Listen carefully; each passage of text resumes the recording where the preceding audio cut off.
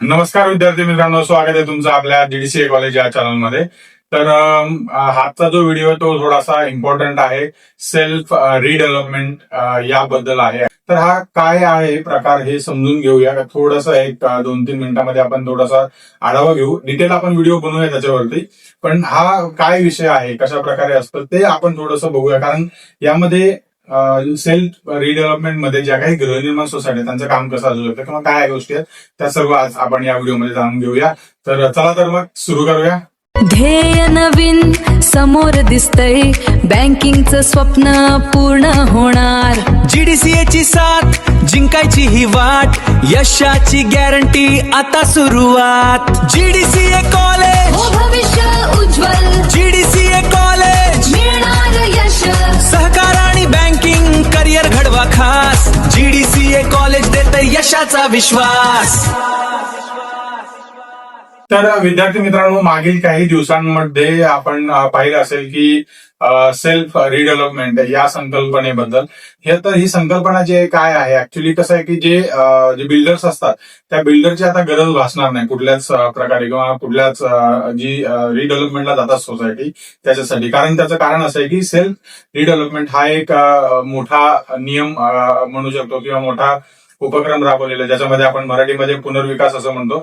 तर त्याला सरकारची मान्यता आहे. सर्व प्रकारचे GR हे सर्व जेवढे गरजेचे आहेत त्या सर्व प्रकारच्या GR ची पूर्तता केलेली आहे. म्हणजे काय की थोडक्यात तुम्हाला बिल्डर्स जे आहेत ते बाहेर कुठे जायची गरज नाही. समजा मुंबई सारख्या ज्या ठिकाणी आपण म्हणूया किंवा पुणे वगैरे सारख्या ठिकाणी यामध्ये ज्या काही गृहनिर्माण सोसायट्या आहेत त्या सर्व गृहनिर्माण सोसायट्यांना म्हणजे ज्या जुन्या आहेत त्यांना रिडेव्हलपमेंटची गरज असते. तो त्यामुळे काय व्हायचं की तो जी सोसायटी आहे ते बिल्डर्स शोधायची. मग बिल्डर्स कडनं तुम्ही बाकीच्या गोष्टी ज्या आहेत त्या आपण अप्रूव्ह करून घ्यायच्या वगैरे ह्या सर्व गोष्टी चालायच्या.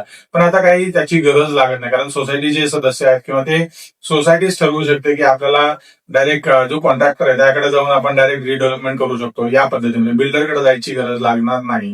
जो मग बिल्डरकडे गेल्यानंतर म्हणजे तुम्हाला जे काही गोष्टी आहे, समजा कुठे तुम्हाला शॉप्स वगैरे खालची जागा, पार्किंग वगैरे या सर्व गोष्टीच्या ज्या गोष्टी आहेत त्या गोष्टी तुम्हाला मे बी ते बिल्डर्सला द्यावे लागतात. बऱ्याचशा कंडिशन असतात त्यामध्ये. तर या प्रकारातून सुटका होऊ शकते. कारण जर समजा एखादी सोसायटी आहे मोठी गृहनिर्माण सोसायटी, त्यामध्ये जर रिडेव्हलपमेंट करायचं असेल तर त्यावेळेस या गोष्टीचा खूप फायदा होऊ शकतो सेल्फ रिडेव्हलपमेंटचा. जेणेकरून तुम्ही तुमच्या पद्धतीने सर्व जे काही सदस्य आहेत, सर्व सोसायटी मेंबर्स आहेत त्या सर्व मेंबर्सला चौकशी करून किंवा त्यांचा सर्वांचा एकमत विचार करून त्या गोष्टी म्हणजे रिडेव्हलपमेंटला आपण टाकू शकतो किंवा स्वतःच करू शकतो. मग यालाच मराठीमध्ये जसं मी सांगितलं पुनर्विकास म्हणतो आपण त्याला. तर हा पुनर्विकास खूप स्वतःच आपली जी सोसायटी आहे ती करू शकते. मग थोडक्यात काय की ह्याचा फायदा जास्त आहे ऍक्च्युअली, कारण बाहेर कुठे जायची गरज लागत नाही. तर त्या पद्धतीचा GR वगैरे आहेत ऑलरेडी, गव्हर्नमेंट रेझोल्युशन्स वगैरे दिलेले आहेत त्याच्यामध्ये.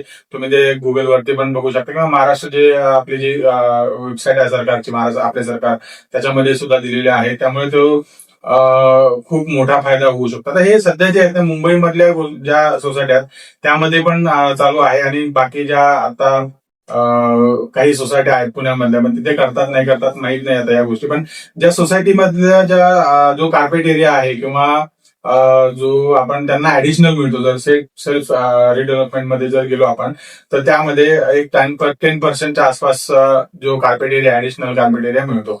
मग तो फायद्याचाच आहे ऍक्च्युली. मग त्याच्यामुळे जो बिल्डर्सला मिळणार होता तो आपण त्याचा युज करू शकतो. FSI वगैरे असेल या सर्व गोष्टी ज्या आहेत ना त्या पद्धतीने आपण आपल्या पद्धतीने करू शकतो. सो GM आहेत मग त्याच्यामध्ये तो ठराव झाला पाहिजे. म्हणजे स्पेशल जनरल बॉडी मिटिंग जी आहे ना त्याच्यामध्ये त्या गोष्टीचा तुमच्या सर्व ज्या गोष्टी आहेत त्या आपण ज्या ठरवल्या आहेत त्या अप्रूव्ह झाल्या पाहिजेत. म्हणजे 70% लोकांनी त्या अप्रूव्ह केल्या पाहिजे. म्हणजे 100 सदस्य असतील तर 100 पैकी 70 लोकांनी ते अप्रूव्ह केलं पाहिजे.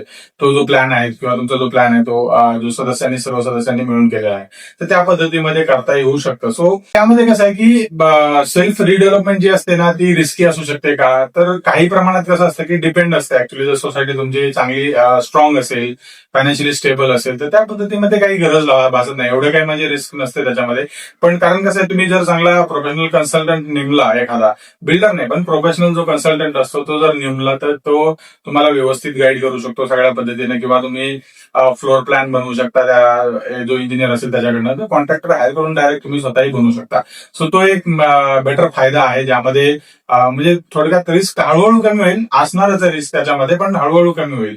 म्हणजे जे बिल्डर्सच्या ज्या मनमानी असतात ना, त्या मोस्ट ऑफ द टाइम तुम्ही आपण पाहतो की बऱ्याचशा ठिकाणी मनमानी चालते, पण ते काय तो आता कसं आहे, आपण ज्याच्या गोष्टी समजा एखादी गोष्ट आपल्याला मिळते चांगली, आपल्याला कष्ट न करता, तर त्या गोष्टी आपण थोडासा बघतो आणि आपल्या सोयीनुसार आपण करतो. तो भाग प्रत्येकाचा वेगवेगळा आहे की त्या सोसायटीचा, की आम्हाला रिडेव्हलपमेंटला बिल्डरला द्यायची आहे का नाही द्यायची, पण स्वतःही करू शकता. सो स्वयं पुनर्विकास जो प्रकार आहे तो खूप चांगला आहे, म्हणजे सेल्फ रिडेव्हलपमेंट. तर ज्यामध्ये तुम्हाला प्रत्येक सोसायटीला त्याचा फायदाच आहे. ज्यांना रिडेव्हलपमेंट बद्दल थोडीशी माहिती घ्यायची आहे, जाणून घ्यायची आहे, तर आपण एक डिटेल व्हिडिओ बनवतो याबद्दल. थोडासा वेट करा.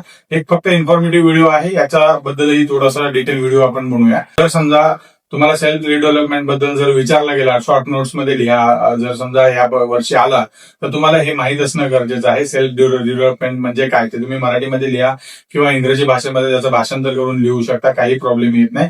तर जर आला तर त्याबद्दल तुम्हाला माहिती असावं म्हणून हा एक छोटासा इन्फॉर्मेटिव्ह व्हिडिओ आहे. तुमच्या माहितीसाठी तुम्ही तुमच्या लक्षात असणं गरजेचं आहे, आणि जेणेकरून तुम्ही बाकीच्या लोकांनाही सांगू शकाल की आपण स्वतःही रिडेव्हलपमेंट करू शकतो. त्याच्या काही प्रोसेस असतात, त्या प्रोसेस कशा प्रकारे तुम्ही करून घेऊन जाऊ शकता पुढे, त्याबद्दल सगळ्या गोष्टी डिटेल आपण चर्चा करूया पुढील व्हिडिओमध्ये. तुम्हाला ही माहिती आवडली असेल, आणि जर ही माहिती आवडली असेल तर लाईक करा, शेअर करा आणि कमेंट करा तुमच्या प्रतिक्रिया वगैरे, तर आपण त्याच्यावरती चर्चा करूया.